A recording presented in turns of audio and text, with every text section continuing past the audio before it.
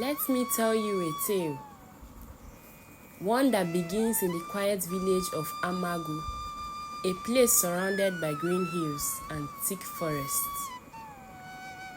Amagu was a small community where everyone knew one another, and life moved at a slow and steady pace.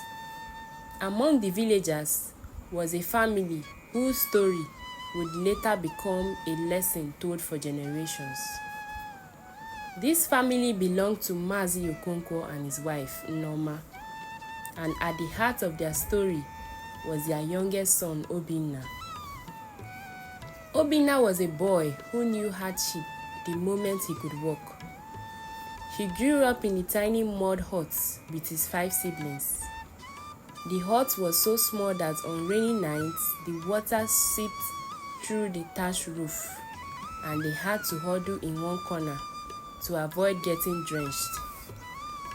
Yet, despite the leaky roof, the cracked walls and the house was filled with love.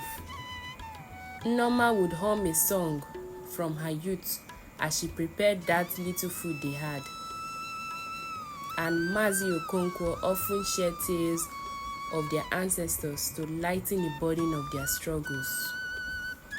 Their love, however, could not fill empty stomachs. Mazi Okonkwo, once the strongest pine wine tapper in the village, was now a shadow of his former self. His hands trembled from years of climbing trees, and his knees ached whenever he walked long distances. Old age is not kind to a man who has labored all his life, he would say. Yet, he still tried his best, tapping 1 or 2 trees every day and selling the palm wine to neighbors. Nneoma, on the other hand, was the backbone of the family. Every morning, before the rooster crowed, she was up, peeling yams and lighting a fire.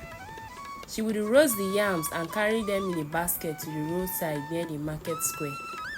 There she would sit from sunrise to sunset, hoping to sell enough to buy food for the family. On some days, she would return home with a few coins. On others, she came back empty-handed. Obinna, being the youngest, often felt the weight of their poverty. He was a bright boy with big dreams. His dreams would seem impossible in a world where survival was the priority. His clothes were handed down from his elder brothers, patched so many times that the original fabric was barely visible. His sandals were worn thin, and the soles finally gave way. He walked barefooted, the rough ground cutting into his feet. At school, Obinna excelled in his studies, but he often fell out of place. The other children teased him for his tattered clothes and the fact that he could not afford lunch. Look at Obinna, they would sneer. The boy who dreams of the stars but can't even touch the ground.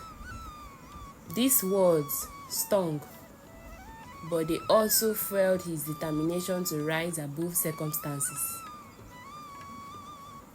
Despite their poverty, Mazi Okonkwo and Nneoma raised their children with strong values. Every evening after their dinner, that is if they were lucky enough to have dinner, Mazi Okonkwo would gather the family around the fire. He would tell stories about their ancestors, warriors and farmers who had lived honest lives. "My children," he would say, in his voice steady, "life is not measured by how much you own, but by the legacy you leave behind. Riches gained through dishonesty will cost your name, but a good reputation would make you immortal." Obinna listened to these words, but as he grew older, they began to feel like a bitter pill. He respected his father's wisdom, but the hunger in his belly and the sight of his mother's tired face made him question whether honesty alone could change their fate. By the time Obinna turned 10, he started working to help his family. He would wake up early to fetch water from the stream and then head to the farms of wealthier villagers. There he tilled the soil under the hot sun, his hands blistered and his back aching. The pay was little, sometimes just a small bowl of yam porridge, but he bore it without complaint. One afternoon, while working on a farm, Obinna overheard two men talking about the neighboring village where people seemed to be richer. In that village, one man said, "The farmers have machines to till the land, and the children do not walk barefoot." Obinna's ears perked up. The idea of a place where life was easier stirred something deep within him. That night, as he laid on his mat, he stared at the ceiling and imagined what it would be like to live in such a village. "I don't want to die of poverty," he thought. "There has to be a way out." Years passed, and Obinna's determination only grew. By the time he was 18, he was no longer the small boy who worked on farms. He had grown tall and strong, with a sharp and unyielding resolve. Yet, despite his hard work, his family situation had not improved. His father was now too weak to climb even the shortest palm trees, and his mother's yams barely sold at the market. One evening, as the family sat around the fire, Obinna made an announcement. "I am leaving the village," he said, his voice firm. His mother's hands flew to her chest. "Leaving? To where?" "To the city," Obinna replied. "There has to be more to life than this. I will find work, make money, and return to take care of all of you." Nneoma's eyes filled with tears.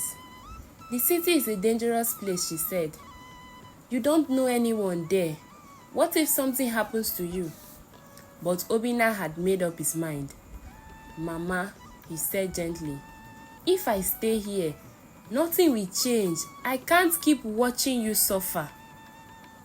The next morning, his family gathered to see him off. His siblings hugged him tightly, and his father handed him a small pouch of dried fish. "This is all we have," Mazi Okonkwo said, his voice trembling. "May it keep you strong on your journey. And remember, Obinna, no matter what happens, stay true to yourself."